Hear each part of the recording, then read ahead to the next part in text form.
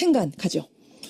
어제 자유한국당 홍준표 대표가 SNS에 올린 글이 큰 논란이 됐습니다. 어떤 거요? 5년마다 반복되고 있는 정치 보복 쇼가 본격적으로 시작되나 보다 라면서 문재인 대통령이 정치 보복을 하고 있다 이렇게 주장을 한 건데요. 홍준표 대표의 정치 보복 쇼 주장. 이 뉴스 행간을 좀 살펴볼까 합니다. 그러니까 단어가 딱 정치 보복 쇼 이렇게 나왔어요. 네, 맞아요. 그러니까 청와대에 지금 캐비넷 문건 막 쏟아지고 있잖아요. 네. 1361건, 300건. 오늘은 또 나왔죠. 또 국가안보실하고 상황실에서 캐비넷 안에서 수천 건의 문건이 또 발견됐다고 합니다. 앞으로도 계속 나올 가능성이 있어요. 예, 그렇죠. 이것을 홍준표 대표는 정치 보복 쇼다 이렇게 비판한 겁니다. 자유한국당이 청와대 문건 공개에 상당히 불만이 많은 것 같습니다. 아무래도 전임 정부와 자신들하고 떼어놓을 수가 없는 관계니까 그렇죠. 뭔가 공개하는 것에 대해서 상당히 큰 부담을 느끼고 있는 상황인데요. 네, 이 정우택 원내대표는 청와대의 불순한 의도다 이렇게 비판했고요. 정태욱 원내대변인은 전 정권을 망신 주면 정치 보복을 당할 거다. 당신들도 나중에 제대로 뭔가 보복당할 수 있으니까 조심해. 뭐 이런 얘기를 지금 경고도. 하고 있습니다. 예. 한마디로 청와대가 전임 정부 문건을 일부러 터뜨리는 것 아니냐. 문재인 정부가 정치적인 목적으로 문건을 일부러 찾아내서 공개하고 있는 것 아니냐. 이런 불안과 의혹의 시선을 지금 보내고 있는 건데요. 그래요. 뭐 홍준표 대표도 어제 이런 인식을 숨기지는 않았습니다. 이 정치 보복 쇼라고 주장한 다음에 이런 글을 덧붙였는데요. 어떤 겁니까? 박근혜 정권의 국정농단을 빌미로 어부지리로 정권을 잡은 문재인 정권이 작성불명의 서류 뭉치를 들고 생방송 중계를 하며 국민을 상대로 선전전을 벌이고 있다. 이것이 과연 나라다운 나라인지 우리 한번 지켜보자. 저는 지금 두 가지 단어가 들으면서 들려오네요. 네. 어부지리 정권. 그다음에 국민 상대 선전전. 굉장히 선정적인 단어들을 직설적으로 네, 홍준표 대표가 썼단 말입니다. 자, 5년마다 정치 보복쇼가 벌어지고 있다 비판한 홍준표 대표. 이 뉴스의 행간 이면에는 뭐가 깔려 있습니까? 첫 번째 행간은 이명박 박근혜 정권도 정치 보복을 했다고 간접적으로 시인했다입니다. 우리도 정치 보복했다라고 시인한 거라고요? 네. 무슨 말씀이세요? 5년마다 정치 보복쇼가 반복되고 있다. 이 5년마다라고 하는 말, 이 주장이 맞다면 어떤 논리가 성립이 됩니까? 5년 전에도 했다. 그렇죠.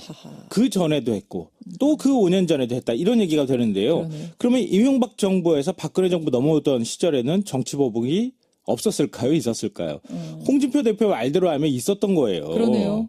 한마디로 우리가 정권을 잡았을 때도 정치 보복을 했다. 자복한 것이나 다름없는 논리적 오류에 빠지게 된다는 겁니다. 노무현 정권에서 이명박 정권 넘어갈 때, 이명박 정권에서 박근혜 정권 넘어갈 때 계속 정치 보복이 있었다는 걸 얘기를. 시인한 셈이 된다. 예.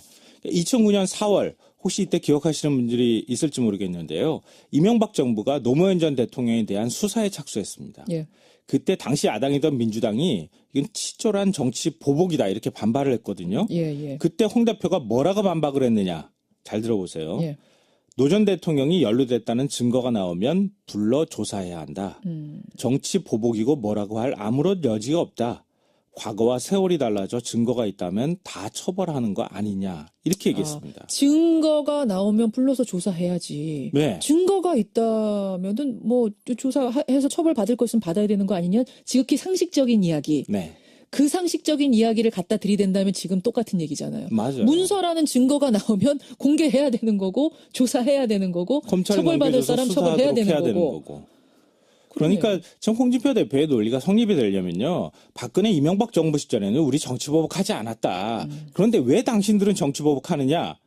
문재인 정부는 정치보복을 하고 있어야 홍준표 대표의 논리가 성립된다는 겁니다. 예. 결국 홍 대표의 정치보복쇼 주장은 정치적 공세이자 우리도 정치보복했다 이런 간접적인 시인에 불과하다 이런 얘기가 됩니다. 그렇게 되네요. 정치보복쇼라고 비판한 홍준표 대표 두 번째 행간 뭡니까? 두 번째 행간은 이게 정치보복이라면 얼마든지 해도 좋다입니다.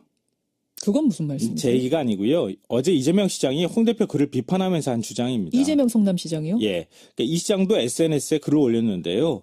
도둑 잡는 게 도둑에겐 보복으로 보일 수도 있겠다.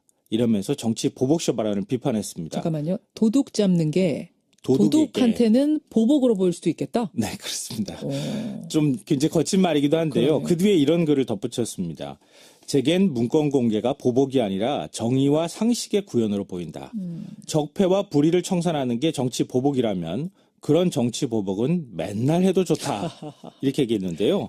어제 민주당도 홍 대표를 비판을 하는 성명도 내고 했어요. 그러니까 백현원 대변인은 이제 시대가 바뀌었다. 정인의 문건 파동 때처럼 문건 공개를 비밀 유출로 본말을 전도하는 불순한 시도가 성공할 것이라는 오만함이 통할 시대가 아니다. 이렇게 얘기를 했고요. 박주민 의원은 전 정권 적폐 정치 보복이라 청산하면 안 된다는 논리 이게 말이 되느냐 이렇게 반박을 했습니다. 앞서 저희가 얘기를 했잖아요. 지금 국정농단 사태에 대한 재판이 진행 중이고 진행 중이죠. 아직 규명되지 못한 진실이 굉장히 많이 남았다고 예. 국민들은 생각하고 있습니다. 뭐 우병우 전 민정수석도 역시 마찬가지고요. 그렇죠. 그렇게 압수수색을 거부하던 박근혜 정부 청와대가 마치 타임캡슐처럼 문건을 줄줄이 남기고 떠났고 그게 예. 발견이 됐다. 그러면 홍 대표 말처럼 증거가 나면 조사해야겠죠? 그게 논리가 맞지 않습니까? 증거가 나오면 조사해야 되고 조사하다 문제점 발견되면 처벌해야 되고 그리고 검찰에 제출하고 검찰의 사법 처리를 밟도록 만드는 것. 그게 홍준표 대표의 말이었다는 거죠. 과거에는. 맞아요. 그러네요. 근데 지금은 말이 달라졌다는 겁니다. 마지막 행가는 뭡니까? 마지막 세 번째인가는 물론 정치 보복이라는 의혹 사지 않도록 신중할 필요가 있다입니다. 그러니까 전임 정부 청와대가 두고 떠난 문건을 공개한다. 사실 정치적으로 굉장히 부담되는 일이거든요. 그렇죠. 정치 보복이라고 오해받을 수 있다는 걸 청와대도 사실은 알고 있습니다. 그러니까 이 문건이 막 쏟아졌을 때 캐비넷에서 이렇게 막 뭉치로 나왔을 때 상당히 고민했을 거예요. 맞아요. 어떻게 하는 게 오해받지 않고 의혹 사지 않고 가장 투명하게 가는 길일 것인가. 실제로 고민했다고 하죠, 청와대가. 네, 맞아요. 그러니까 그게 바로 그런 고민을 했던 결과물인지 몰라도 지난 3일 날 그 문건을 발견했는데 네. 14일 날 공개했잖아요. 계속 들고선 이거를 이제 법리적인 자문받고 뭐 이랬다면서요. 그렇죠. 그 내용도 검토하고. 예, 예. 근데 그리고 나니까 이게 타이밍 조절하려고 저랬던 거 아니냐. 여야 합의가 국회 정상화 합의하고 난 다음에 딱 맞춰가지고 그거 공개했다. 이런 예. 이제 얘기들도 야권에서 나왔어요. 예, 예. 그래서 이번에 정무수석실에서 1361건 문건이 발견됐다고 공개를 할 때 예. 박수현 대변인이 뭐라고 했냐면요. 문건이 발견되면 그때 즉시 보고 발표하겠습니다. 이렇게 얘기했습니다. 그러니까 문건을 정치적 고려 없이 그냥 발견 즉시 있는 그대로 그냥 발표하겠다 이렇게 밝힌 건데요. 예, 예. 그러니까 이 말대로 청와대는 좀 조심할 필요가 있습니다.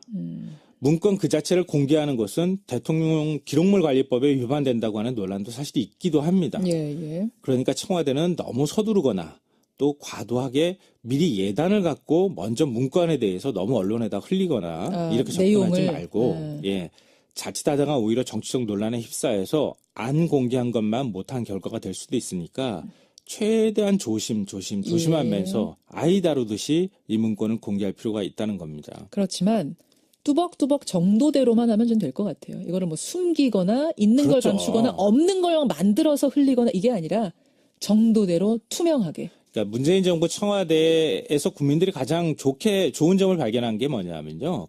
투명하게 뭔가를 공개한다. 예, 예. B급 사진 외국에 나가가지고 정상들하고 찍었던 사진도 공개하잖아요. 그런 것처럼 국민들한테 이런 것입니다라고 투명하게 얘기해주면 국민들이 납득하고 이해할 수 있을 겁니다. 예, 홍준표 대표의 정치보복쇼란 단어 어제 하루 종일 이슈였는데 그 단어의 행간 이면 들여다봤습니다. 김성환 씨 수고하셨습니다. 네, 고맙습니다.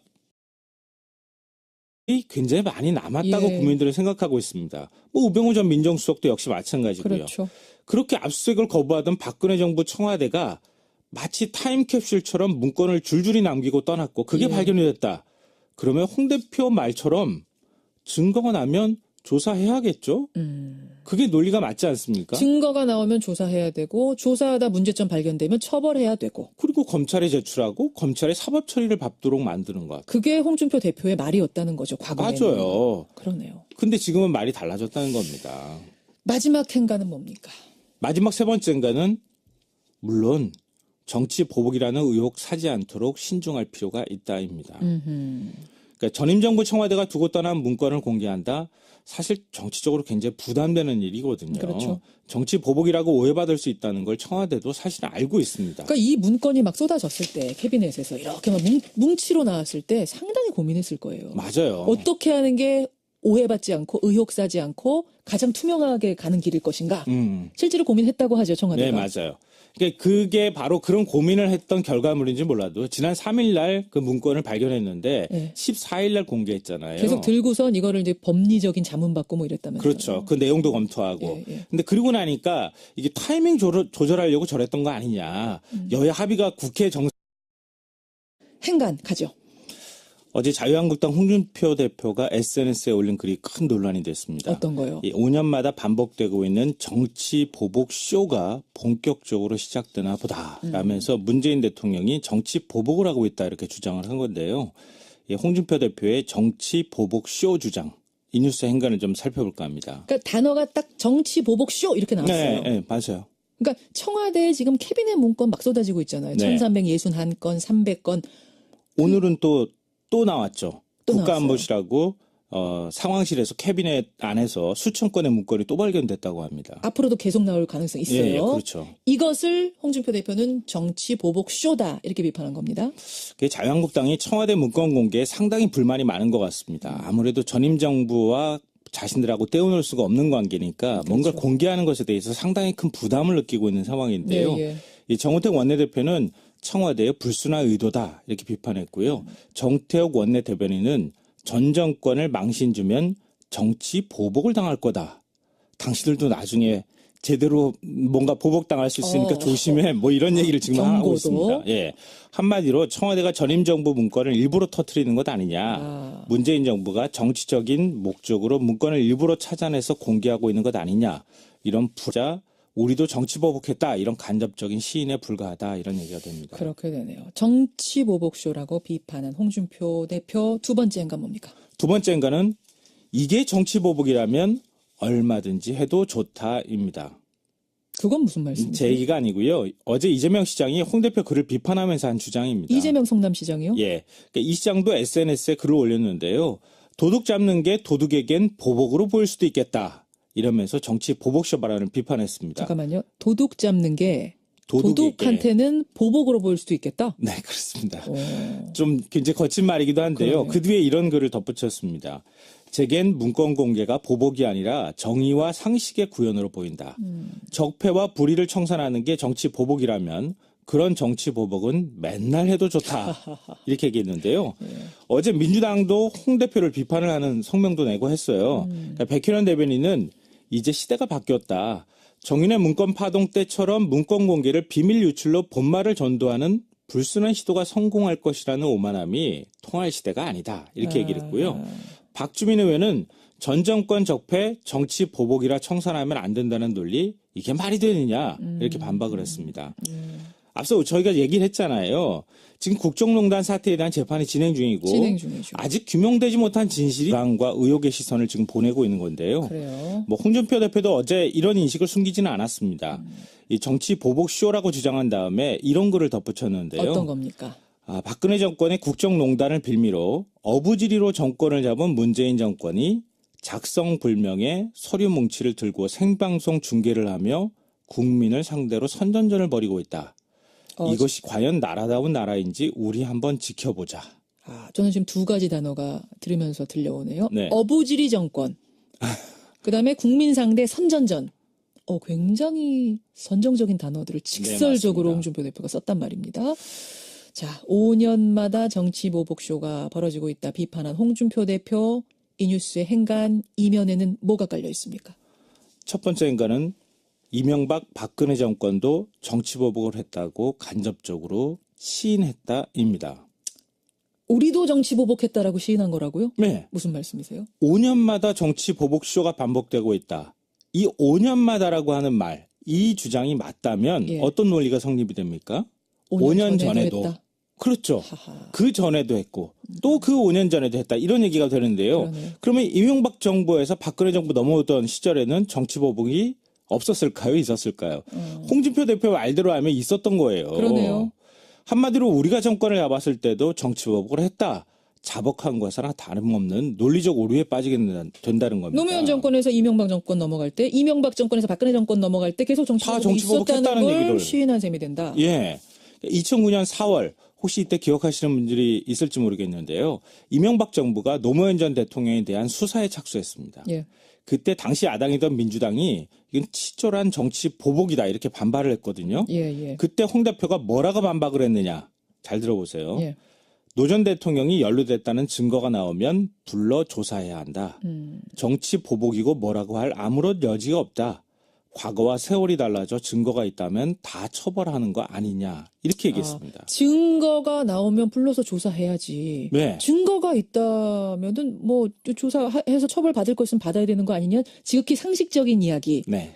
그 상식적인 이야기를 갖다 들이댄다면 지금 똑같은 얘기잖아요. 맞아요. 문서라는 증거가 나오면 공개해야 되는 거고 조사해야 되는 거고 검찰이 처벌받을 넘겨줘서 사람 처벌해야 수사하도록 되는 거고.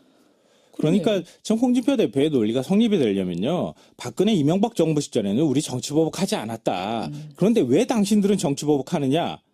문재인 정부는 정치보복을 하고 있어야 홍준표 대표의 논리가 성립된다는 겁니다. 예. 결국 홍 대표의 정치보복쇼 주장은 정치적 공세